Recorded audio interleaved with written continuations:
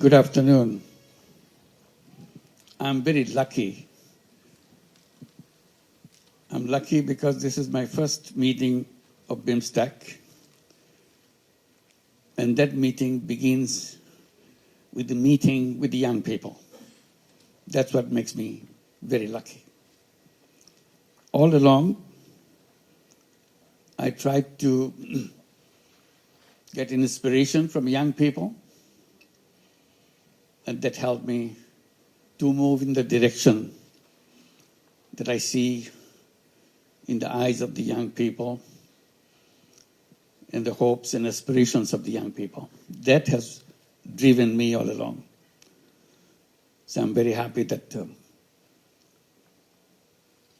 this BIMSTEC journey for me begins with the young people. In this brief presentation, I'll just talk about some of the highlights of my story, how it went. But Excellencies and ladies and gentlemen, and my young friends,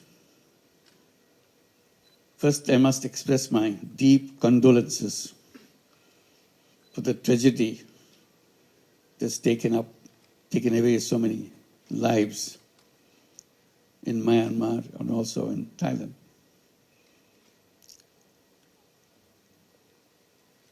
And this makes us aware of the limitation of our capacity to save people, and uncertainty, the way nature behaves, that we cannot track. We have a long way to go, how to make sure we understand the nature and get along with it, making sure we can save people from those uncertainties that confronts us. Bangladesh is also a part of the area which is prone to earthquake. Luckily, we have not hit by such tragedy in Bangladesh yet.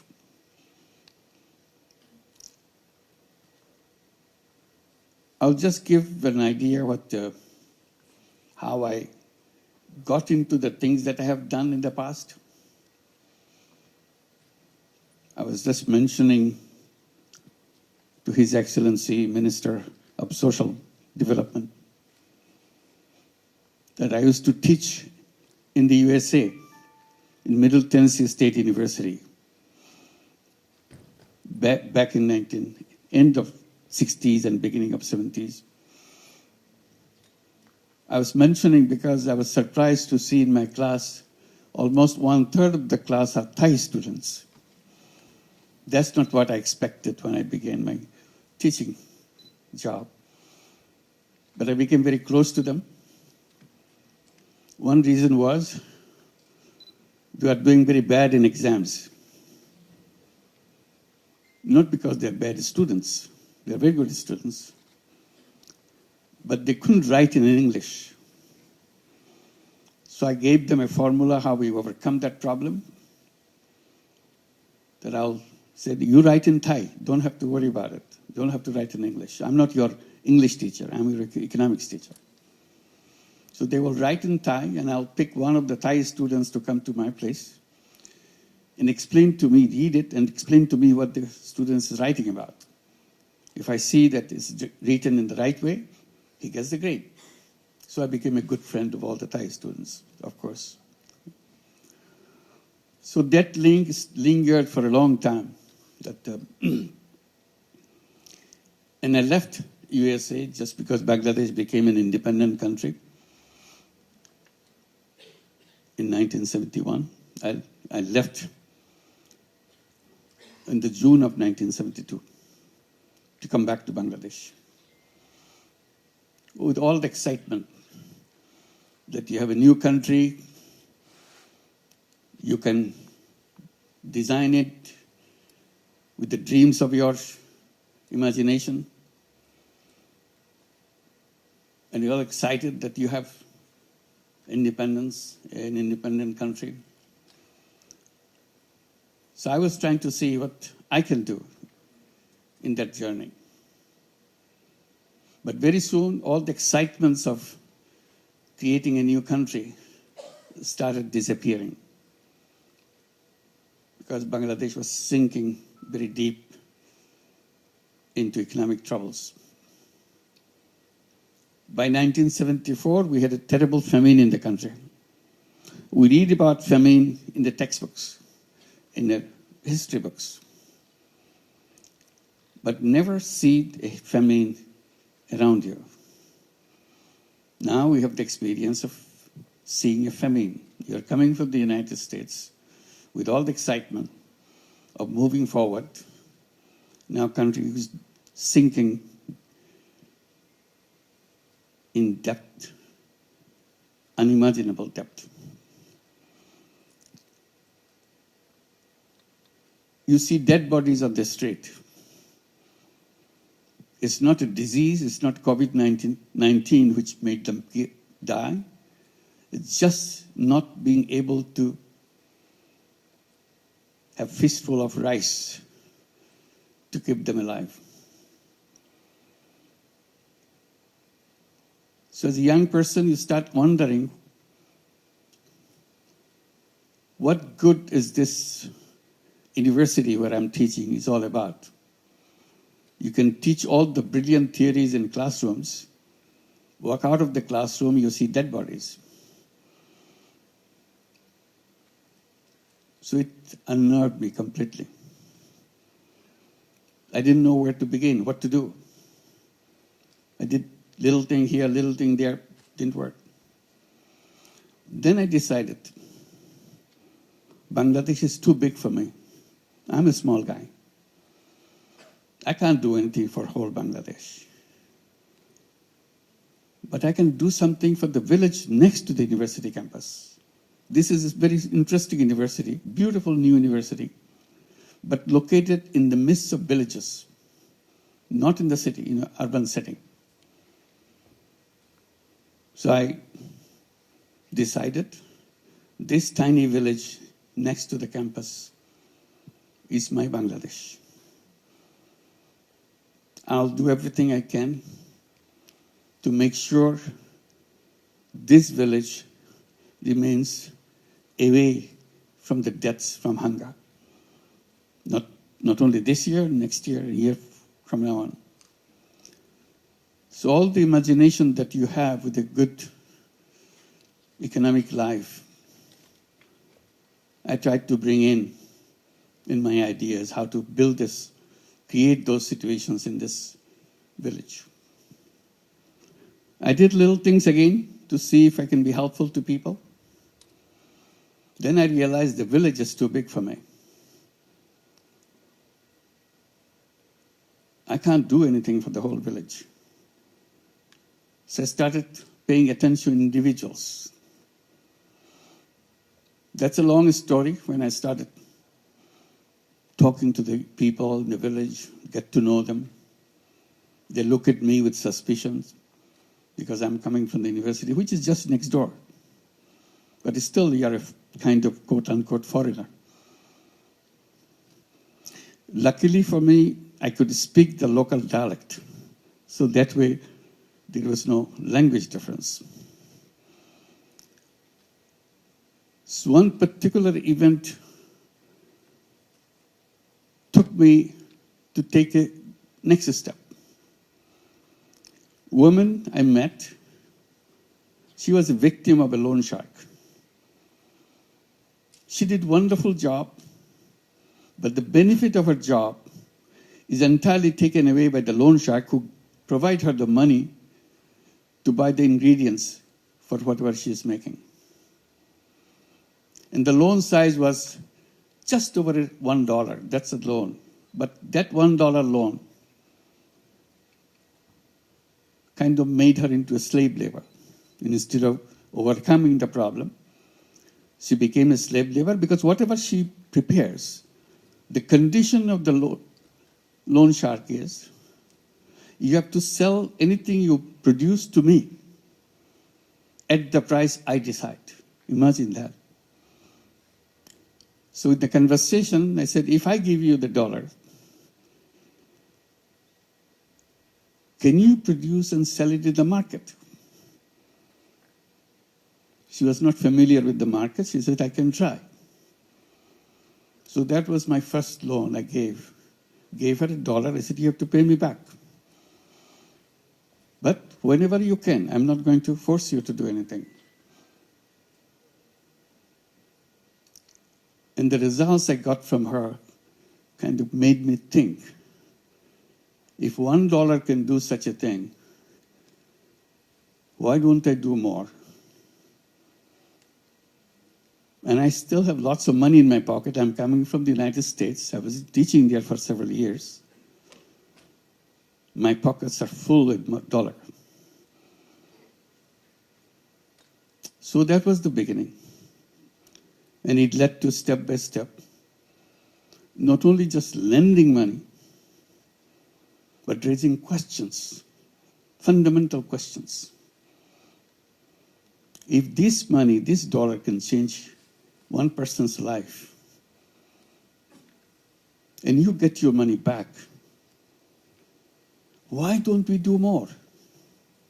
I go to the bank in the campus. It's a newly built campus, newly built banking offices. I talked to the manager. He said, why don't you lend money to the people, poor people in the village? He was shocked. He simply argued, bank cannot lend money to poor people. So I argued and argued. Nothing changed. I said, you know what? Your banking system is totally wrong. You are built in a wrong principle. The principle that you work with, the more you have, the more you get. So you're always looking for the guys who have more, so that you can give them more. I said, that's kind of reverse of the actual principle that you should have. Actual principle should have been, the less you have, the more attention you get. And my first responsibility is to go at your door to serve you. You don't do that. As a result, you create this problem for the whole village and for the whole country. Now I see it's the whole world. Same banking principle. The more you have, the more you get. If you have nothing, you get nothing. So stay there. The whole idea of transforming the society is killed right there. There's nothing wrong with people. They're full of energy, full of creative ideas, but the institutions are built in the wrong way. So I started becoming very vocal. Since I'm a university professor, I'm quoted in the press. I make it very, very sharp. People laugh at me. This crazy guy, don't understand any business, any banking. He keeps talking loud about something which cannot be done at all. Poor people need jobs, not money. I started answering that question. I said, money is more important than job. That became another root of my arguments, and I continue to do that. But for the time being, I'm saying, not only banks should be made in a way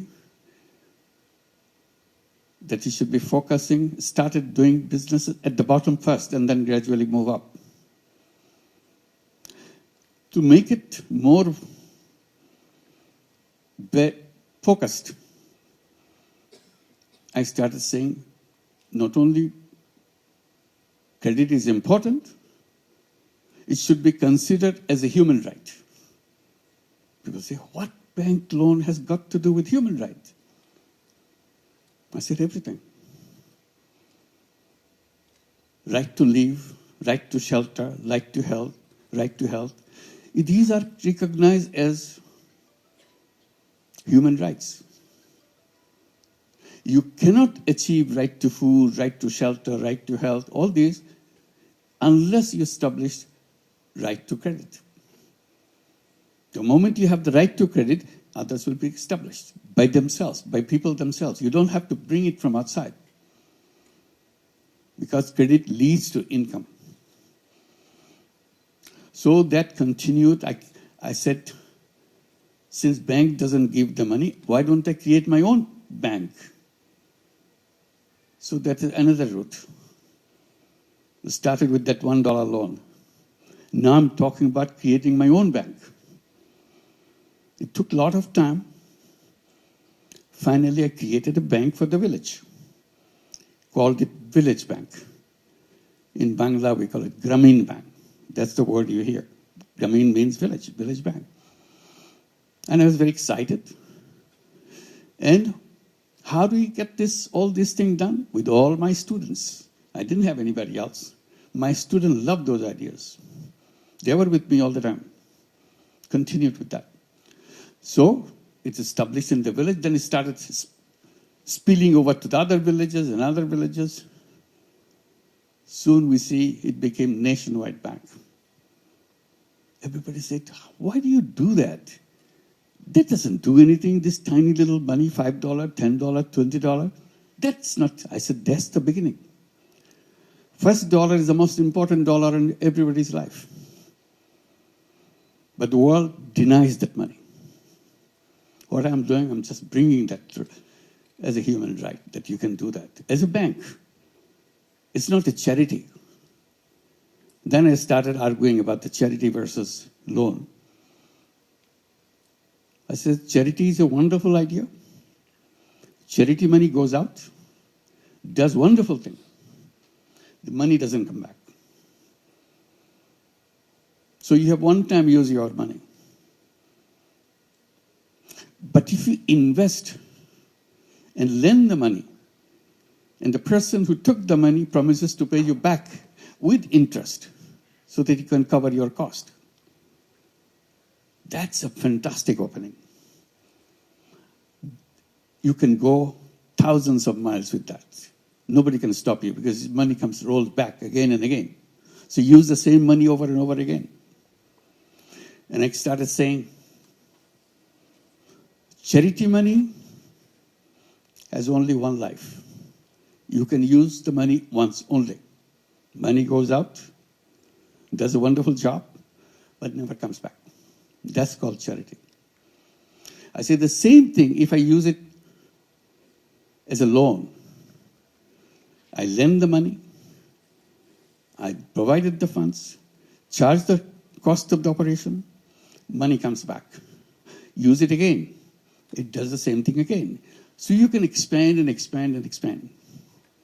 Reach out to millions and millions of people. It's very difficult to argue such things in the environment where banking means you have to be providing collateral. I said collateral is the wrong idea.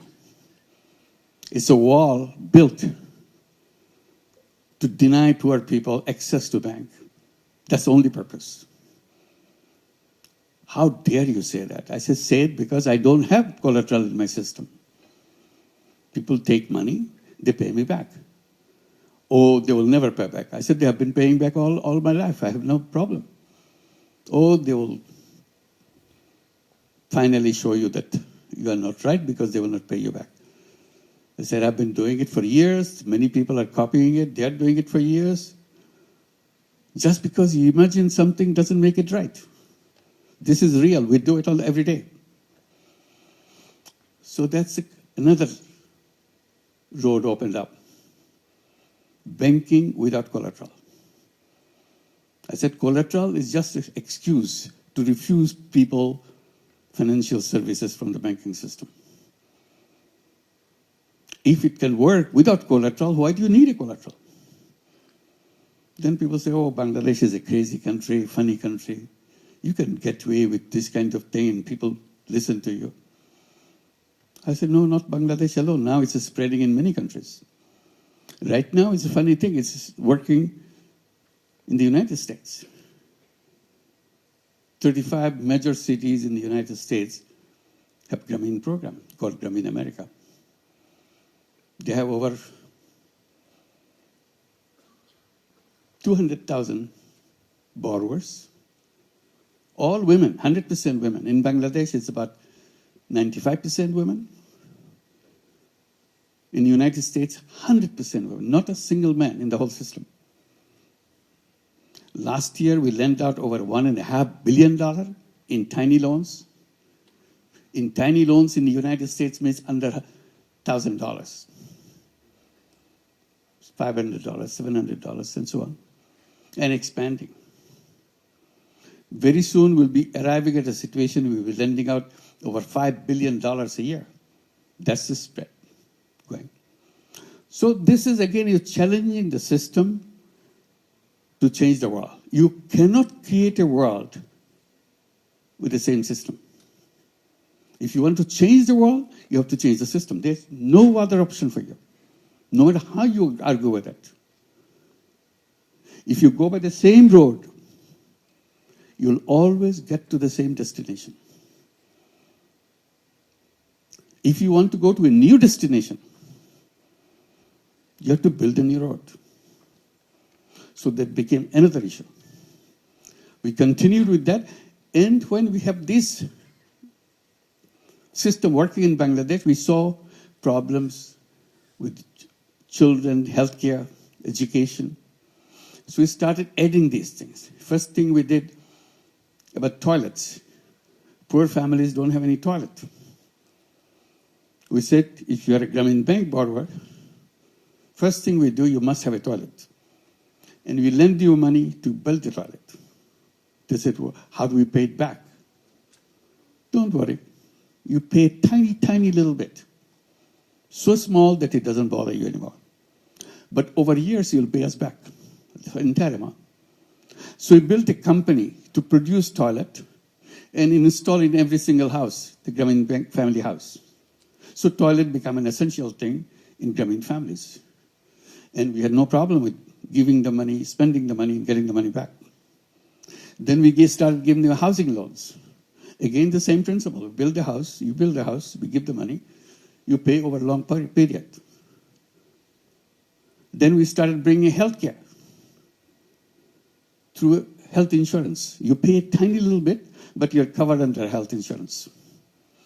Again, it pays it back. So we created lots of these little things, one after another, in a sustainable way, in a financially sustainable way. They said, you must be getting lots and lots of foreign money to do all these things. I said, I don't take any foreign money at all. Grameen Bank resists foreign money. Many big international organizations wanted to give lots of money. I said, no, we don't need money. We have plenty of money. We are in a business. We generate our own money within a bank. Banking system is a very interesting system. It generates its own money.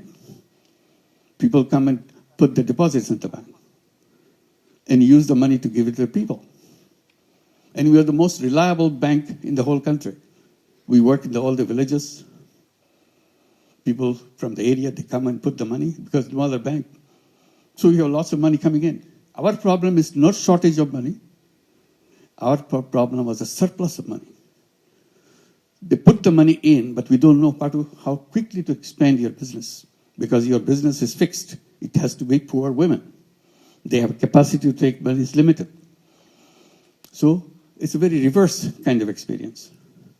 So this is one area. We created all these businesses. We created these programs, turned into businesses. Toilet business, so it became a commercial business. We produce toilet and sell it to borrowers. Healthcare became a separate business. Housing became a separate business. So along the way, we created many businesses. And people keep asking, how many businesses can you run? You must be making a lot of money.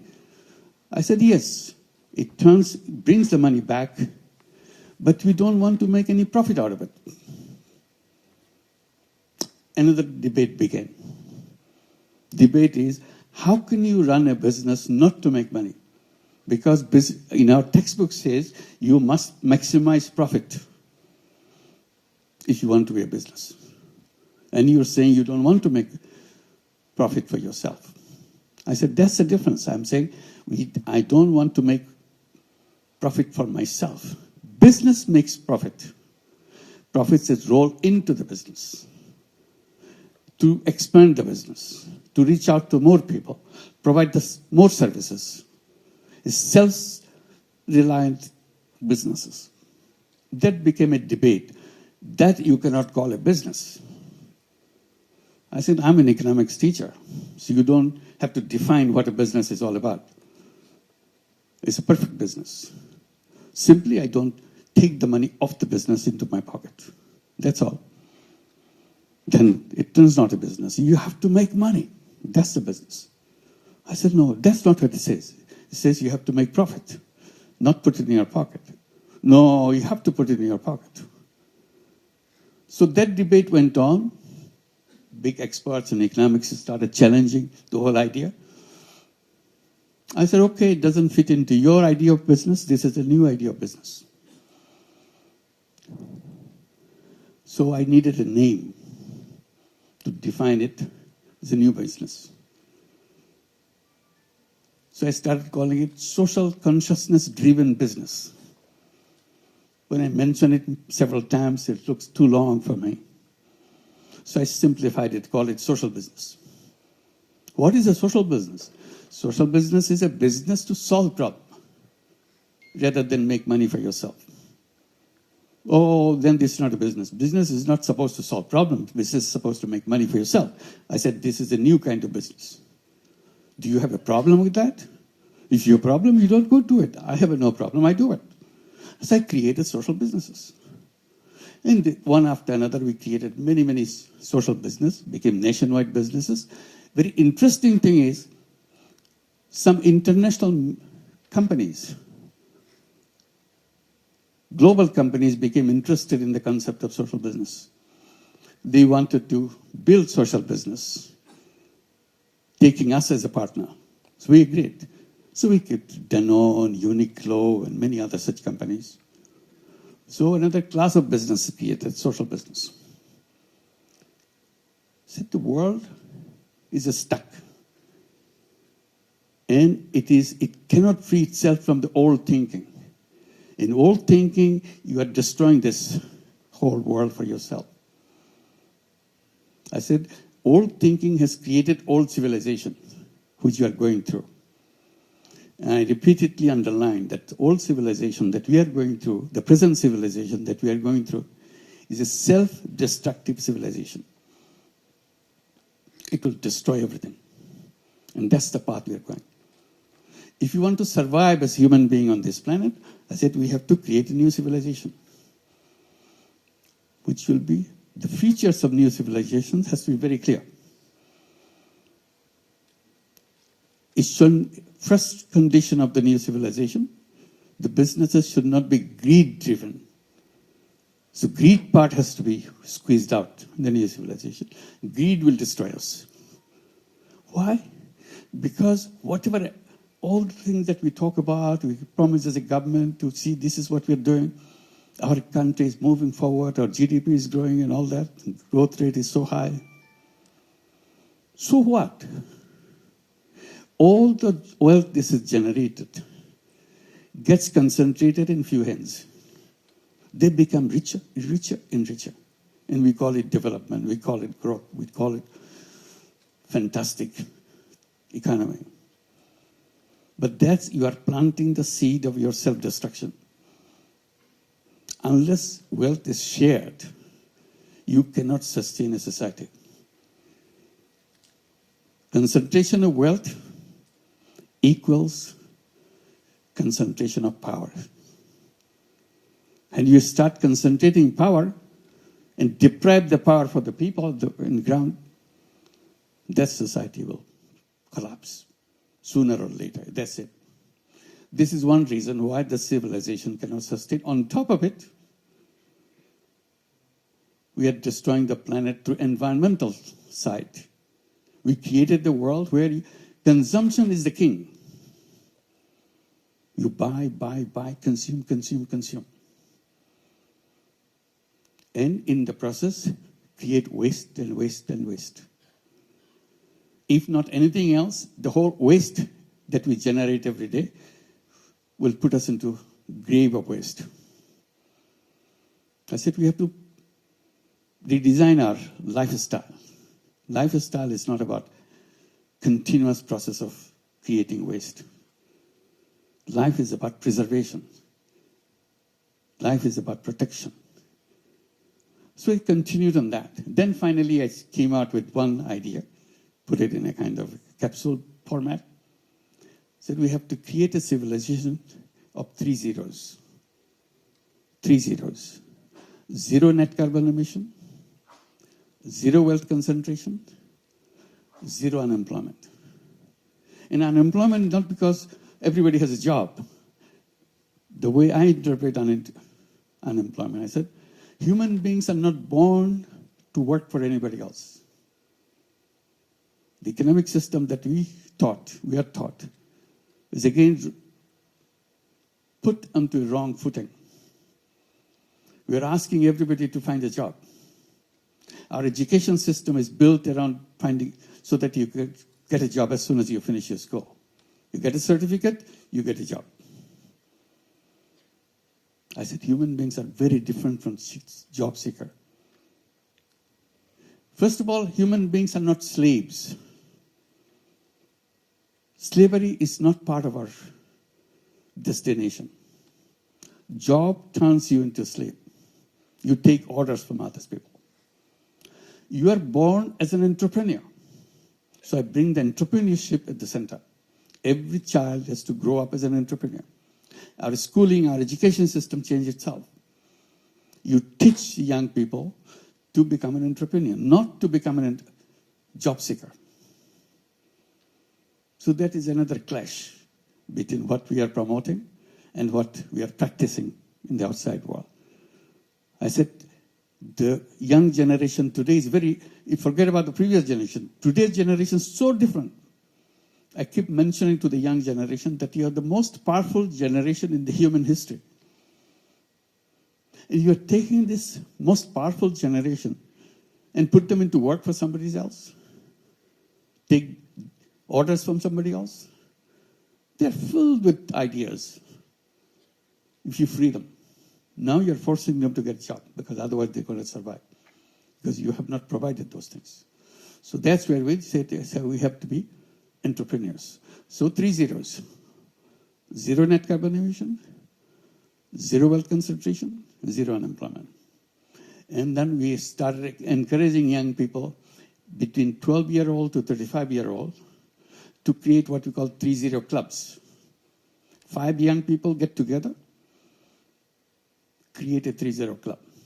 What do? Each one of you transform yourself as 3-0 person. I do not contribute as a person. I do not contribute into carbon emission. I do not do anything which contributes to carbon emission. It's my lifestyle issue. I create a life where I don't do that. I do not create any waste. This is part of my commitment as a member of the Peace Club. I do not practice anything which will lead to wealth concentration. 0 wealth concentration. I'll become an entrepreneur. I do not contribute to job seeking, working for somebody else. So these are the 3-0, I become a 3-0 person. So this is the direction I want to go. So these are the ideas that one led to another. This is not something happened isolated way. Each one linked to one.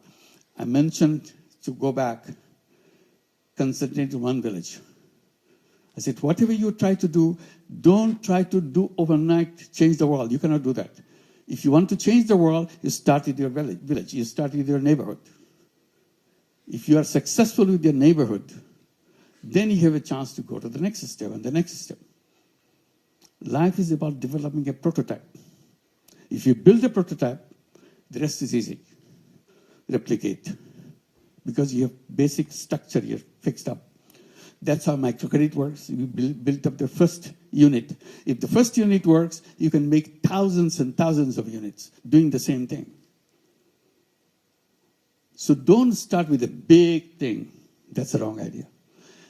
Always start with the smallest thing possible. Figure out what the smallest thing is all about.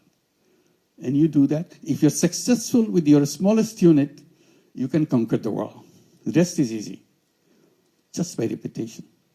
So this is where we are right now, and trying to see we can address the people's attention to change their views, because the whole problem is created by the way we structured the civilization for ourselves. Unless we redesign it, we are stuck and we are finished. So that's the world we have the alternative. It's not that it's a kind of terrible thing. It's not a terrible thing. Simply become aware. It can be done in a different way, in a better way, in a sustainable way. That's the direction we want to go. And that's where young people get excited, because they have lots of creative ideas. Somehow we put a tab on it, put them under wrap, open it up, and young people dare to be themselves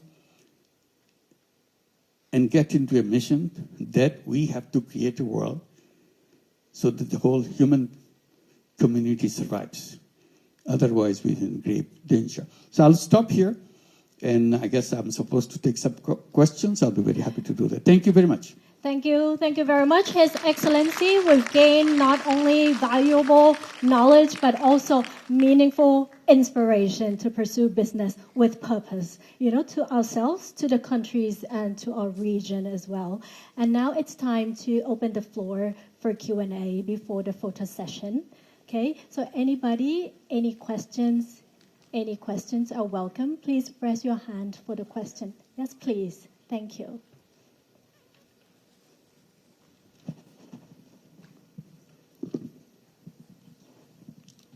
Okay. Hello, Your Excellency. My name is Jenny Starr. I am economic researcher specialized in international policy. First of all, thank you for your inspiring speech. It's quite meaningful for me. Today I have two questions. The first one is, nowadays there are many young generation who want to create a social impact, but they are struggle with funding, so they can't they can't expand their social campaign.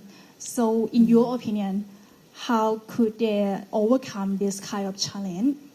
And the second one is, as the leader of Bangladesh, do you think how the government sector could create a more friendly ecosystem for young innovators, especially in social enterprise? Thank you. Well, the second question first, how to make it friendly government, is very difficult. It's not easy. We are hoping, at least in Bangladesh, we can move in that direction. Because the people's perception in Bangladesh government is a kind of a terror machine. You create trouble for them. Its purpose of the government is to create trouble, not solve your trouble, but to create new trouble for you. So if you see a government guy, you stay away from him. And that's completely counter to the whole idea of government. So it needs overhauling of great magnitude to make sure that you become. So when you see a government guy, you feel relieved that, okay, I have a government guy next to me. I'll be protected. It takes a lot of practicing, a lot of redesigning inside the government. Hopefully someday we'll be able to do that. On the question of finance, my entire story is about finance. And I'm saying that we are not waiting for money. See? We are not saying, give me some money. We have our stories after stories where we defended ourselves from billions of dollars of money coming to us. We said, please don't give us, don't destroy us. We are okay. So it has to be reversed. You should be generating your funds, creating things. And there I suggest the one idea, social business. CSR. Many companies have CSRs. We can go and describe to them. We're giving money, giving it away to help people. Why don't you invest in a social business fund? so that people can take this money, create social businesses, and return the money into your fund, and you contribute to fund each year. It becomes big. You are not doing anything extra. And instead of giving it away, you are keeping it, and it's growing. And we benefit from it. Because companies are supposed to give it away. That's a CSR money. Simply you're saying you can do it other way. You can say half the money you put in a social business fund, half you give it away. See which one works better for you. If you like this one better, gradually you'll pull all the money. And then you can, in addition, if you like it, in addition, you become a partner in a social business. Healthcare could be a fantastic social business. Everybody needs healthcare. And this is the most difficult thing to get in most of the countries. I said, why don't we create social businesses? During COVID-19, we have gone through a big fight, global fight, to make vaccine patent-free. Just patent-free. We're not saying give it free. Patent-free. Patent means you protect the right for yourself. You can charge any amount you want. It's a monopoly right. Take away monopoly. You sell the product at the price which you have to charge. Because it's a question of people's life. We had a global fight for this. Fighting taken to the WTO, because that's where final voting takes place. It needs every nation's concurrence. When everybody says yes, then only then it could be removed. In the final count, when after long battle around the world, final count, 10 countries stayed away, didn't vote. So patent stayed. As a result, COVID-19 vaccine went to rich countries in extremely high prices. Companies made billions of dollars, and they're gloating with happiness, giving big captions. So many billions of dollars earned by this, so many billions of dollars here. I said, that's a shame. You're making this money at the cost of people's lives. Many people, millions of people in the world didn't have access to vaccine because they will not allow this vaccine without patent right. If patent right was removed, many countries will produce this, and it will be available everywhere. So ever since we are campaigning pharmaceutical companies to become social business companies. Today you pay a penny for your medicine, in the production of that medicine, you charge to the consumer $1 for that. Nobody can stop that. It's a free market. So I said, only escape from that is to create social businesses. Where would the social business come from? From me and from you. If you agree, we do that. Nobody can stop us. It's a business. Only thing, we don't overprice it to make money for ourselves. Because social business doesn't have any room for making personal money out of the business. So that's it. So this is the way to go. It can be created. Money should not be a barrier. It's a kind of, again, creative way of thinking how to make it possible. Make contracts with the people. I delivered this, you give me this, I delivered this. That's it. Thank you. Thank you. Thank you very much. And please feel free to engage with Professor Yunus. Thank you. Please. The lady in the middle, please also introduce yourself and your organization. ตรงกลางสุดขาวค่ะ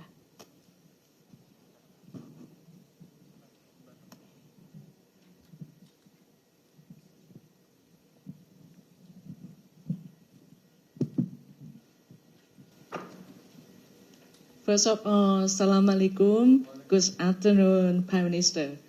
I would like to have, I'm Fatima from Asia Medicare Group Company. We're running about the medical tourist business. I have the same question since I asked last Prime Minister, last time when they visit Thailand. I want to know about the bank system. When is going to be developed or improved about bank to bank and increase for more easier business between Thailand and Bangladesh. Thank you so much. Thank you. It's many examples are around the world how to create a new kind of bank, it's a social business bank. So microcredit banks are social business bank. We're not talking about you make money out of the poor people. We said create a social business bank. If you want to make money and still lend money to the poor people, that's fine. It's allowed. But better still, it could be a social business, so that you do that not to make money for yourself. You do that because you want to help people to transform their own lives and give it a thing. And we keep saying that, like in the universities, in the colleges where students come, I'm saying they should be entrepreneur. In every school, they should have a social business fund. So the students who will become entrepreneurs, they'll come with a business idea and go to the school fund to try it out, practice it. It's a tiny little model that they would like to do. And if it's successful, they can attract funding from other people. But the school should be able to provide this funding so that you can start a new idea while you're still in school.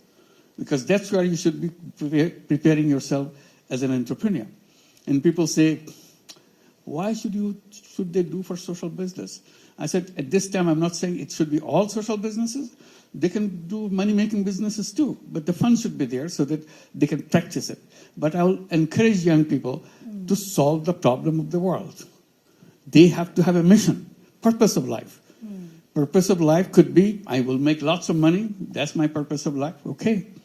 But another purpose of life, I will change the world. Things that happen, they don't have to happen, because I will come up with an idea which removes all these problems. And history will record that I made this thing, and as a result, the world has changed. People's life has changed. So give people challenges, young people challenges. Young people love challenges. But you're not doing that. All you're saying, get ready so that you know how to appear in the interview board, how you dress yourself, how you answer questions so that you impress, so that you get a job. We are not job seekers. We are human beings. We are full of entrepreneurial capability, full of ideas. That's what the education system should be. Thank you. Thank you you so very much. much. Thank you. Thank you. Yes, please. The lady in the front.